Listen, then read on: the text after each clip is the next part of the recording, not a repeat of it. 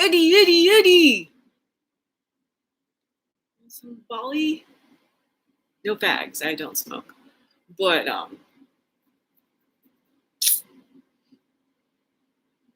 I'm so playful right now. For my appended birthday, because I'm so old, I really only get about 12 hours a day. Got to sleep a lot to stay alive. That's how I get old. But that's also because I've been losing like 155 plus pounds. I'm about to hit losing 200 pounds after turning 50, y'all. I want to play. I want to play. I want to play. Now, turns out, unbeknownst to me, I mean, I always knew I was special, but nobody ever gave me a chance to lean into my specialness, to try it out.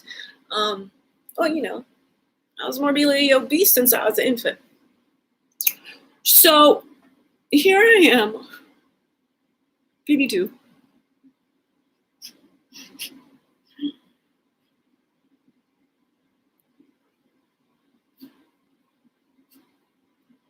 Just able to get my inner 9-year-old out. And do you know what she just did? I can't tell you how pleasurable life is when you are constantly astounding yourself.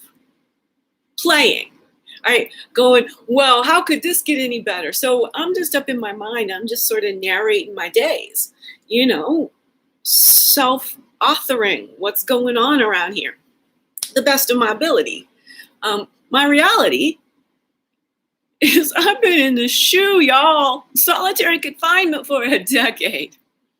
No, I'm not crazy. I'm so uncrazy that I invented the way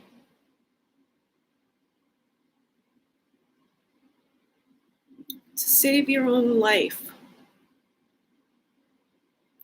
Both physiologically, I did that, but also in coming to terms with childhood neglect. Now, trauma is getting a lot of notice in our society. And when we think about trauma, we think about the acute events that lead to it. And sometimes we think of chronic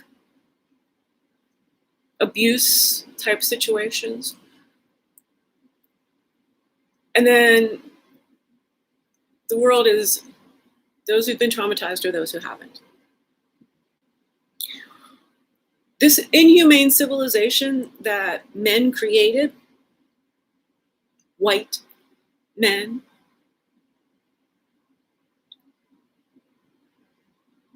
of the Northern European region, who spread heinous values of colonialization across the entire globe.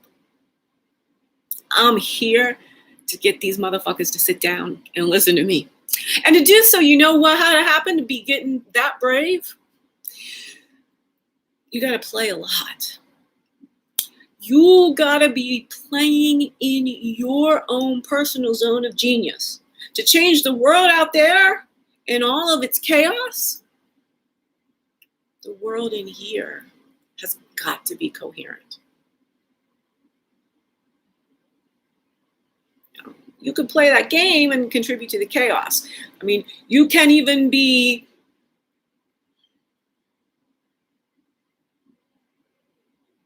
doing the most best work you possibly can in that world, right? All this created. Okay. Lots of people are that. But to change circumstances for billions of people, which I'm tasking myself to do, that I've tasked myself to do something for billions of humans.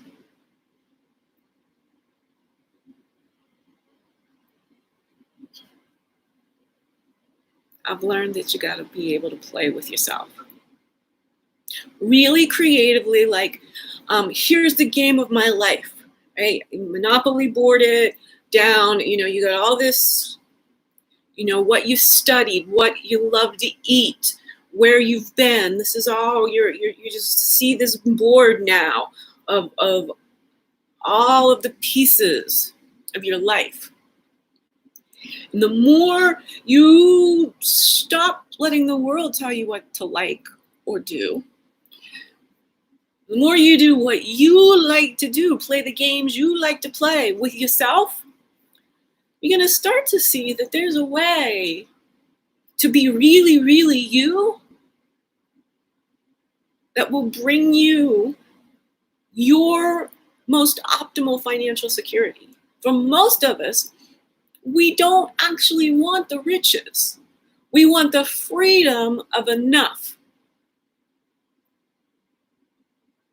That's what I want, the freedom of enough. Now, if I got billions of people to be talking to and getting feedback from,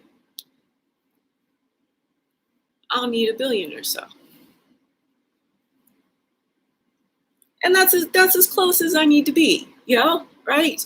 But to have that kind of impact, I'm going to need to prominently invest in being somebody talking to and listening to everybody, being as inclusive and broad as I possibly can. So that, that's where, as the resources come into me, I will be paying people to talk philosophically. Me in my little education empire, but also to see within themselves as a community, like parent-teacher organization. This model that I'm creating from scratch right now, because I have so much fun, JenniferSaunder-ing.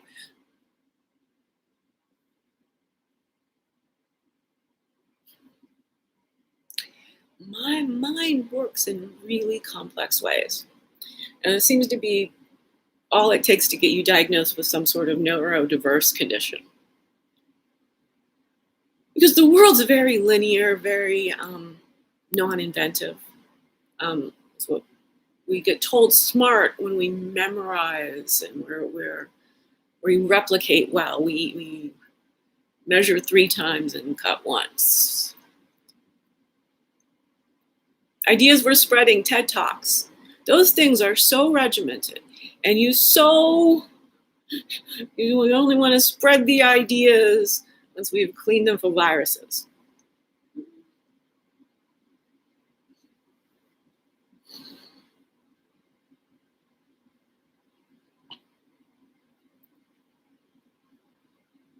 There is some evidence to suggest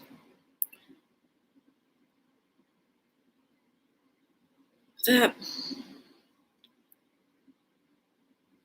we just can't keep sanitizing and sterilizing everything.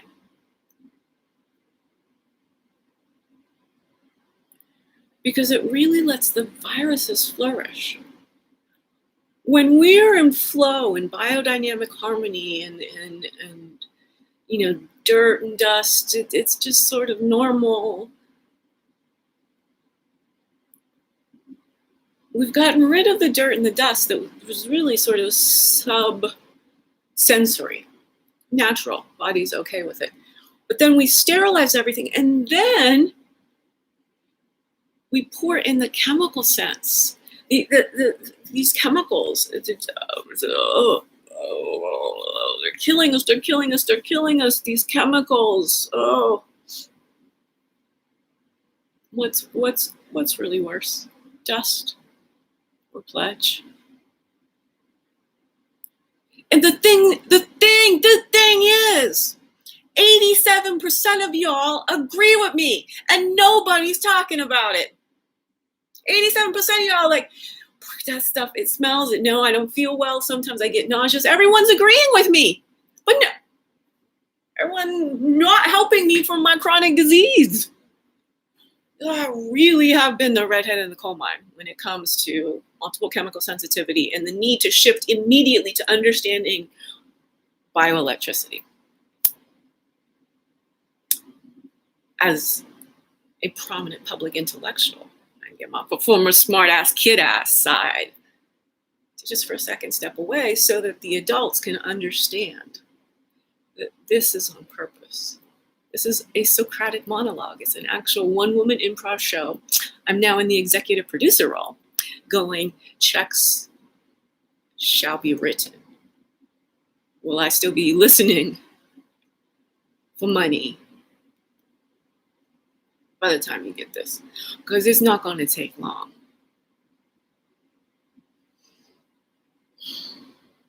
But it's already taken far too long.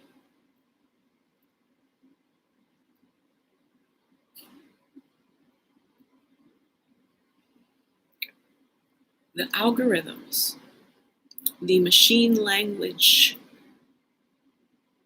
sameness,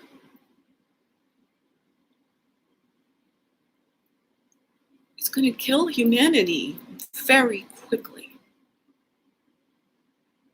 I'm over here playing at the top of my game of inventiveness and ingenuity and being in charge of the transmission of my brain, shifting brainwave gears. Hyper on like a Robin Williams in a performance to putting on a little more Chappelle. Energetic.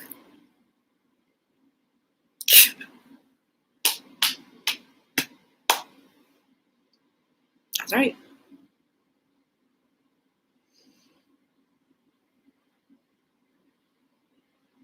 I'm a little redheaded girl who grew up to Shisha Bell.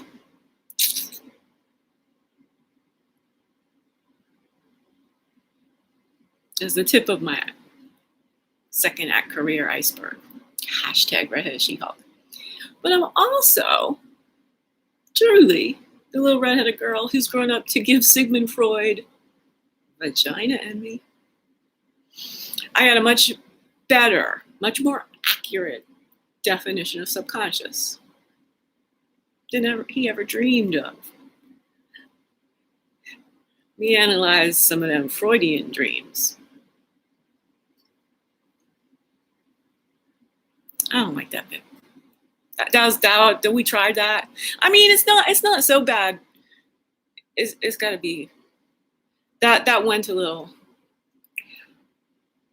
sexual, and what I wanted it to be was I'm the smartest woman I've ever met. That's what matters. Being fearless enough to go, my smartness has value. Whatever else, anybody else, where you want to write me, what's going to, that's not my business. She's Socrates. That's my business. Just what I'm doing. This is the vision I have. Make Socratic monologues tremendously profitable for my damn self so that I can spread money around to changing this world with life-centric thinking. The reason I should have a lot of money and I should be this sort of funnel, because I don't want to do anything. I don't sit around and play like this. In our current society, anyone who has any kind of idea stops at that idea and figures out how to monetize it. That's how we end up in this world of silos where nobody can communicate and everything's either or. I'm always if, then, therefore. I'm always like, no, I don't want to figure out precisely how to do that. I get paid for the attempt, for the brainstorms, for the fun in seeing a model of creativity. This is what this performance also is. I'm embodying creativity, my own style. I know there are a lot of creative people who are going to admire this style. I'm sharing information philosophically. You know, it's this thing that my art is philosophy. And my philosophy is art of human energy. So I'm somebody who's very meta about being human. I'm being human, then I'm admiring myself being human, then I'm catching myself being human in a way I want to bring to my own self's attention, because maybe we don't want to be human like that. I record myself, then I watch my film. I learn. Nobody else talked to me, so I do it myself.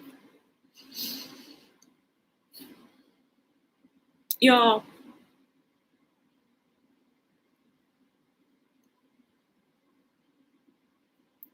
we're losing humans. We are losing precious human life force because there's all this poison in our head. Everyone, every single human, all 7.8 billion, no exception, needs love and optimal health. And they will astound us with the joy they can bring to this world, with the intelligence and the creativity. You know why it's such a dog-eat-dog world? Capitalism. Now, I got a lot to say about a lot of things, but I'm going to be real brief here. Capitalism dehumanized labor. Right from the start, forced, stole, and enslaved labor. The reason things cost what they cost is all based on a few people saying, we're going to exploit all these rest of these people. That's what's created evil. There's nothing, evil's not this entity in the world. I mean, are you crazy? Evil is humans who were harmed so heinously as kids that they perpetuate evil. That's what we're trying to solve for here at a fundamental level. Can we be the humans who band together to heal all this trauma so that we don't ever traumatize any more humans? Do that. Everything changes. We build a humane civilization for the first time. And what that looks like is creating the framework where everyone can be creative, where everyone gets to learn about a lot of things, play with who they want to play with, go where they want to go for. We have a universal basic income. Everyone has their essential needs met. Then people invent work they can do above and beyond that, creatively. And then the capitalists can play at that point. Because all income and the jobs and everything that happens above universal basic income, it's all disposable income. Give everyone enough money so that they can feed, house, clothe themselves, get back and forth to work, find some work, right? There's a certain threshold. People need that money in this rigged game of capitalism. And we give it to everybody. Somebody can either opt out or opt in. You know, let's not make this really complex. It's this, right? We're looking for that one amount, and it will vary by locales. That's where the complexity will be, because we can't have people moving. Everyone where they're at, do the calculations. We got a big data. What is that number? You know, in Seattle, it's definitely probably somewhere around 90 grand.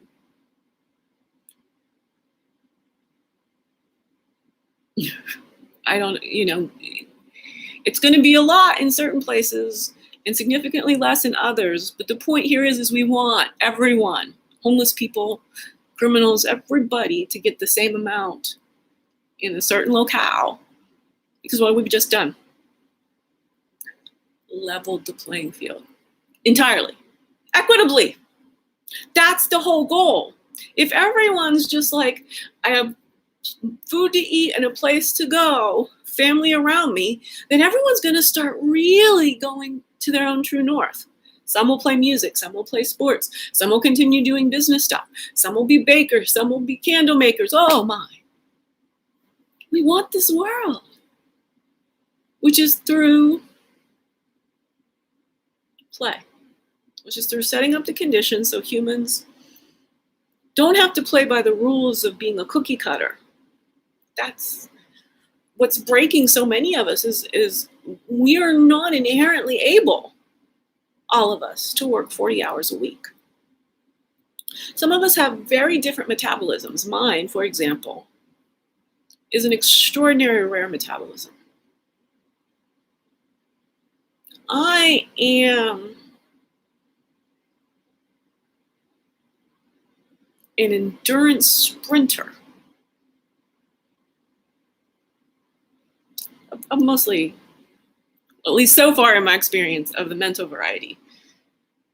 We might be right on our way to being physiological endurance sprinter.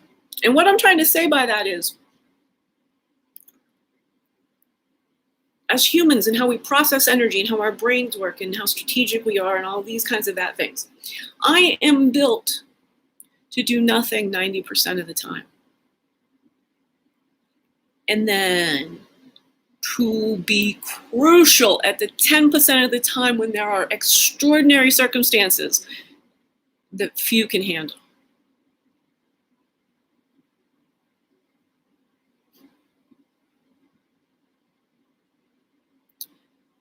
You know, evolution is brilliance incarnate.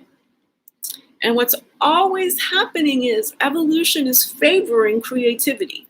What's next? The what can you do with something that doesn't work? So you got to go see some of my old videos, my chicken and egg videos that explain evolutionary logic. How could you get more simple than the chicken versus the egg conundrum, right? To explain an intelligence is far greater than any of these AI people's is yet. You can't even imagine that they can't even imagine how I'm going to describe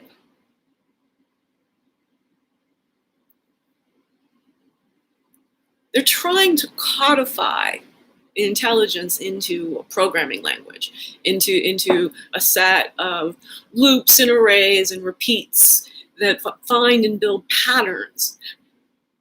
And then I'm just constantly like, well, but where is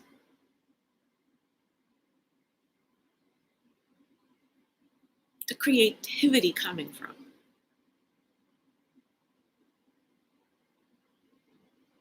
Creativity is thinking up something that's never been thought of before.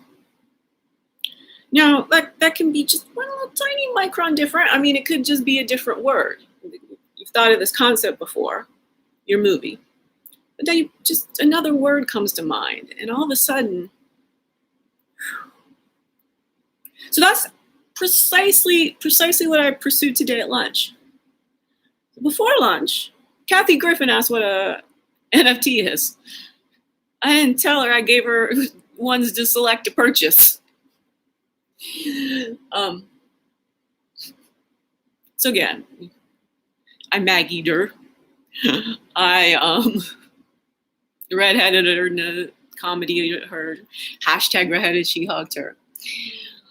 Then I Eddie Izzard and Ewan McGregor'd her. Am I Kathy Griffin's like stalker or some kind of shit? I am the Kathy Griffin of love. Right? I really am. I mean, for the people who are intelligent, people who create entertainment, to me, that is life-centric. It isn't just about exploiting. It isn't about just making money. Lowest common denominator. So I know a lot about these people. I thought that was great. I mean, I did. I had a screen print in the little chat I did. I actually entrained another chatter. You see somebody pick up my bits responding to the dialogue of Eddie and Ewan. somebody dialoguing with me in the chat. It's a good little screenshot. I had apprenticed to Eddie all January, right? I'm ready. Tell Kathy, just NFT me, girl.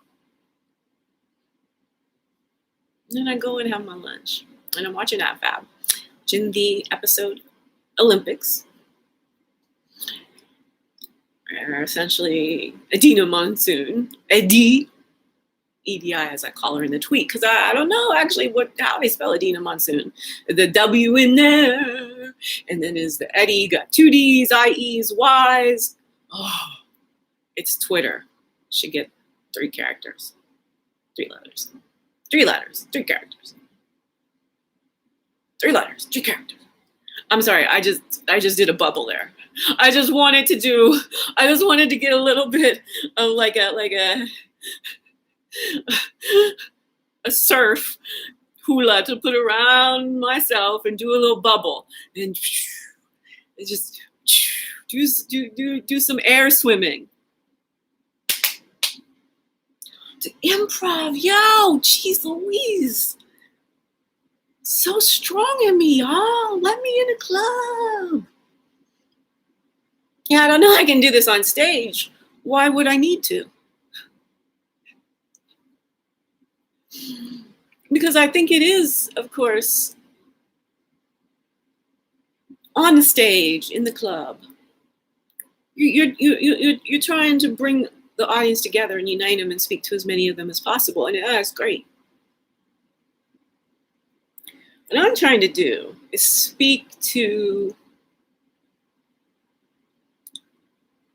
everyone's chokehold on themselves of their own true playful fun with themselves. Somewhere in all this energy, which I know comes across precisely as it should be, even if you can't keep up with me verbiage-wise. Somebody see themselves going, well, what if I had that much fun talking to myself on a Zoom? I get to do whatever the fuck I want when that's what I'm trying to prove. That it is good medicine for everybody. Especially when you're confused or you really feel alone, like you're not getting along with certain people or whatever, and they're not really understanding you. Come and talk to yourself about it.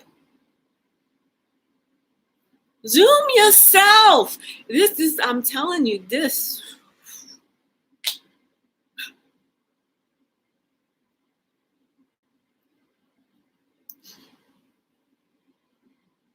You probably won't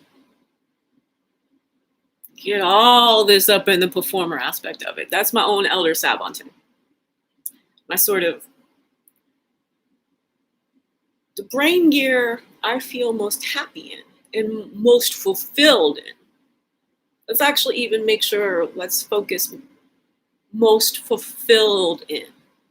It's not this optional happiness malarkey. This is the fulfillment and the meaning, which creates a very pleasurable buzz. But it's the purpose of it all.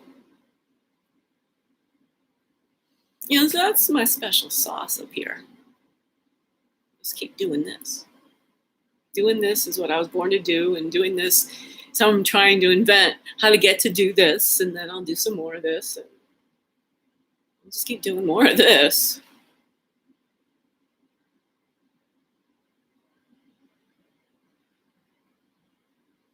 Make a movie called Londelozzi. Do a documentary called Zenzi about this.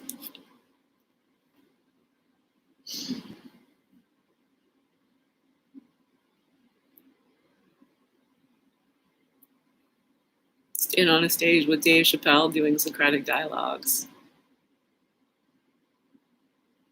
Which you better get on my calendar soon, because what I did for lunch, and it's taken me, 30 minutes. You eat?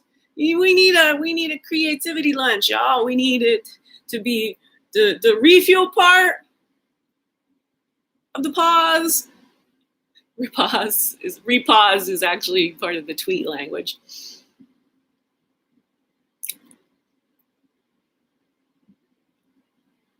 Now this is so nested. I literally might have just blacked out there in pleasure of how nested, remembering that I repaused. Instead of saying riposte, I said pause.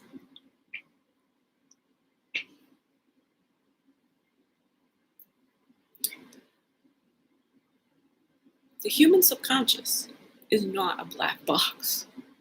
I'm sorry to tell you that, Freud. I'm sorry to tell you that. Anyone who's using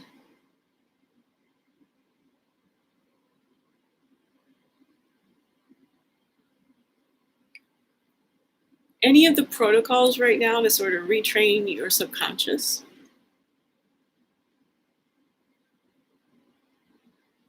there's you can do that. But you can also be best friends with your own subconscious. Altered states of consciousness is being much more mindfully in dialogue. It doesn't have to be English dialogue. Often it's embodied. Often it's a movement, right? Often so the thinking mind doesn't have to think. This kind of performance is, again, many are not going to have the mental fitness to sit through this. And that's where I need the help, and I need the patrons, and I need the support of people who understand what it takes to get a show on its legs. But also, I'm here to just say, we just need a video editor. I just need an editor. I just need a small little team, because let me go for myself. And then we edit it down. And then we say the original goes for sale as an NFT. So my after lunch addition to the NFT thread to Kathy Griffin, which brought in Ewan McGregor, Eddie Izzard.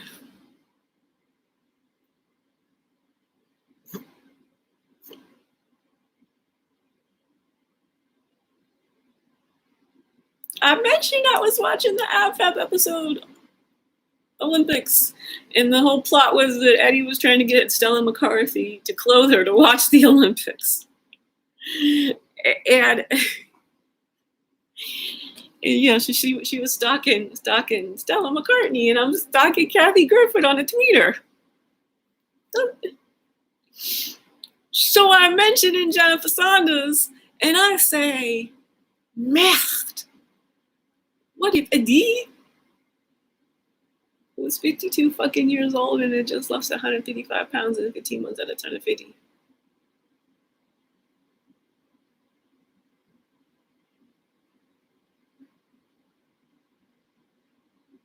AbFab. Dude.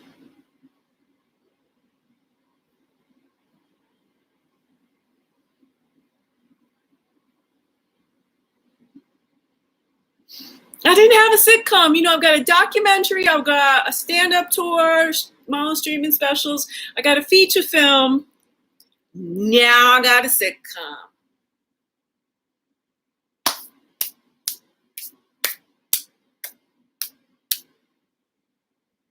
Quadruple threat. See what I'm saying? That's what I'm saying. So you don't just doesn't happen. This is playing with myself and then not feeling guilty. Playing with myself and playing with myself and playing with myself and playing with myself. So the story gets deeper and deeper.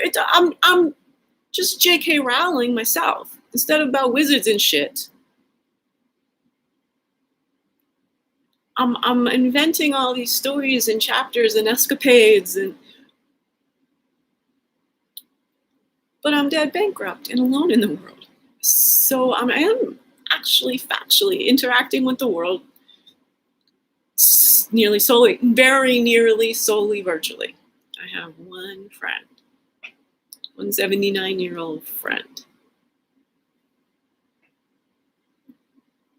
That's how much humanity had left me to die. But there I am, trying to earn a living online, following all the rules, breaking them in my own inimitable ways, doing much better than the rules I had thought. But you don't get extra credit on the internet. You either get enough likes or you do not. And I do not. Because my content is always at the bottom based on length. Some portion of what you get to see is based on brevity. It might be a third. Like how you keep on like everyone. No, but I never heard anyone say, "Oh, the algorithms got me sorted." We're all just like, this is not what I want to see. Why am I seeing this post? And then you find out you missed these things that you would have really wanted to see. It's like, it's not getting us right at all. And we just letting these fucking algorithms harm humans left, right, center. Oh, it's so bad. Racism, sexism, genderism, ableism. All right. So the reason I get to have my little entercation empire is because I got skills. They're multiplying. And I'm losing control. That's enough of that. That's enough of that. I'm in love with every monkey mind chatter that crosses my mind. And I just sat around 36 minutes without putting any editing in. The second I wanted to, gave you just enough of that lyric and was like, that's enough of that. You can see, I really am learning a new kind of performance style. It's all I want to do for the rest of my life.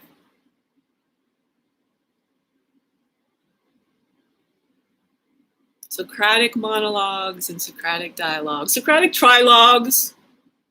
I'm down with all that. That's what I said with the threesome with me and Eddie and Ewan was a Socratic trilogue.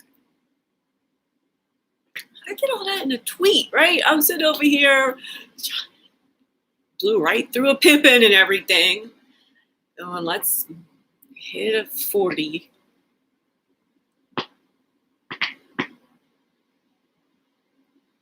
Harmony, y'all. This has been Deb Helfrich, the next Jennifer Saunders.